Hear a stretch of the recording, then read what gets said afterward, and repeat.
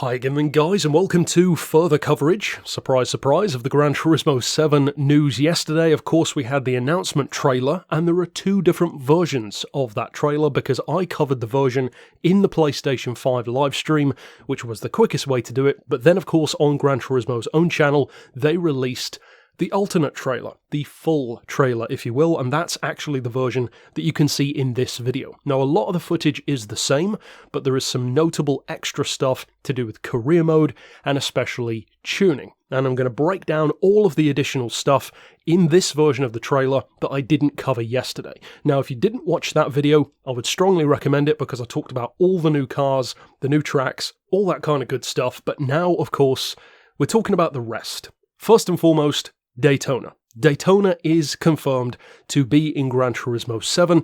It will be interesting to see whether or not it comes back in GT Sport as well. I would probably err more on the side of saying no, but it's possible considering that we don't have a release date for GT7 yet. And also, I'm getting a little bit tired of seeing all the comments about is this going to be on the PS4, so let's just clear that up. No, Gran Turismo 7 is PS5 only, although GT Sport will be playable on the PS5 as well. So, we have Daytona confirmed. It is the oval in particular. Chances are we'll have more than just the oval, but that's what we can say for sure for now. A number of people have jumped to the very big conclusion that that means we're also going to have NASCAR. I would measure your expectations on that front because having a circuit doesn't mean you're necessarily going to have a particular class of car. So don't get your hopes up.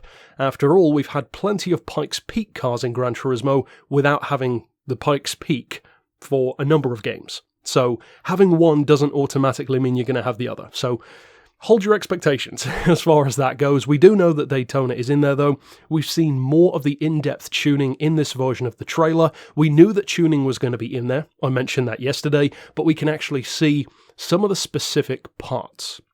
Some of the stuff we already had, like tyres of course, but now instead of having that kind of annoying slider system, which I never liked in GT Sport for power and weight, now we have actual upgrades, including brakes. Finally, we've got brakes back. They, of course, make a huge difference, and anyone who's played a Gran Turismo game where you can upgrade them will know that, but we can actually see some of the differences it can make to, for instance, your N-Class system, which is being carried over, and also the performance point system, which is in conjunction with the N-Classes, so I'm actually pretty keen to see how that pans out. However, I would also say in an overarching sense, don't be surprised if certain things in this trailer change. And the reason why I say that is because think back to the beta of GT Sport. In that beta, we had a 360-degree chase camera, Forza style. That was never in the full game. Also, the cars in GT Sport, in some of the screenshots, had performance points, but not in the full game. So again, don't be surprised if they change some things around. This is only an announcement trailer at the end of the day, so again, keep your expectations measured. Next up we have some of the career mode aspects which we have confirmation of. I covered some of these yesterday, like the GT Auto, the missions section, which again is a very nice way to harken back to GT4. We have circuit experience being carried over from GT Sport. That will doubtless be a great way of earning money. Probably very early on in the game, in fact. We have the learning center, like the license center in effect. We have a apparently point-based career system, which is going to be a cool way of doing it. We've yet to be seen whether or not we're going to have B-Spec. I would guess probably not, but that would be a cool addition, I think. And for those who are wondering, yes, drifting is going to be a part of the game, because in some of those same screenshots and footage, you can clearly see there are time trial events, career mode races, of course, and drift events as well, so that is also being carried over. We also have confirmation of a number of circuits, not just Daytona, of course Trial Mountain, which is the most notable and by far the most hyped, but we also have confirmation of Laguna Seca, the Nürburgring, Spa, the Red Bull Ring, Interlagos, the Goodwood Circuit, Brands Hatch, Sardinia, Saint-Croix, however you pronounce that, I don't recall, Le Mans, Catalunya, Dragon Trail, Lego Maggiore, and Monza. So even if that's it, that's still a great place to start with. Doubtless there will be more. There are even a couple of circuits in the trailer which you get a brief shot or look at which aren't too familiar. And of course, a number of people mentioned that they thought I missed the time of day and the weather possibly changing in the trailer. That's true. Again, time of day would be nothing new because that is available on some circuits anyway. But yeah, that could mean weather. You know, chances are we will see some rain in there. Next up, a lot of people have been asking me, and I've seen a lot of comments, about the Livery Editor. Is it going away? Do we still have that opportunity to fully customize the visuals of your car in terms of paint? Yes. They've confirmed in the description of that trailer the livery editing will still be a part of the game. I mean, of course it would. Next up, we have the GT Cafe, which we don't know much about at the moment. That could be some sort of club-related or maybe cruise meet style arena, if you will, within career mode. That'd be pretty cool. I'm really hoping that we have the voice chat back in this game.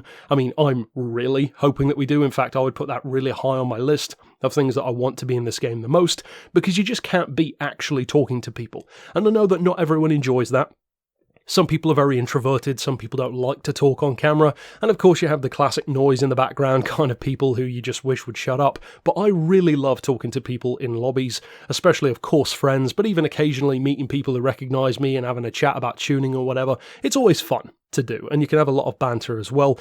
And of course, as I mentioned yesterday, we have confirmation that scapes are indeed continuing. And last but definitely not least, in some of the images in the home garage, where you can see the Aston Martin Db9, you can also see an interesting little thing named gifts. Again, not much, as far as I know, is known about this. Could be interesting though. The gifts are possibly related to that particular car, or gifts could be in a general sense. We know, of course, there is a used car dealership. I am really hoping that we can sell cars in a traditional sense, because ending up with loads of duplicates is a major problem in GT Sport. Ultimately, though, these smaller things remain to be seen. And of course, this is only the announcement trailer. We don't even have a date yet, so we will see more in future, no doubt. And as my closing point, something which is, you could say, tangentially related, for those who are wondering how are they going to perhaps afford a PS5, maybe you want to get GT7 on day one if it is a, release title, or just get a PS5 in general. I know some people have been having concerns about that. Especially younger people, for instance. Their parents might not buy it for them. They might have to save it up themselves with pocket money or something. Well, if you didn't know already, I'm actually doing 2 huge giveaways on the channel. One is a $10 giveaway. Every time that particular video gets 10,000 views, I'm giving away $10 to a new random person each time.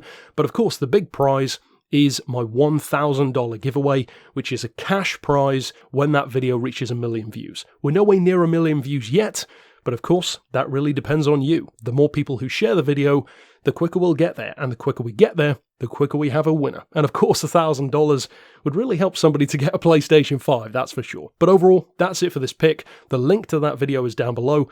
And until next time, I'll see you then. But for now, as always, thanks for watching.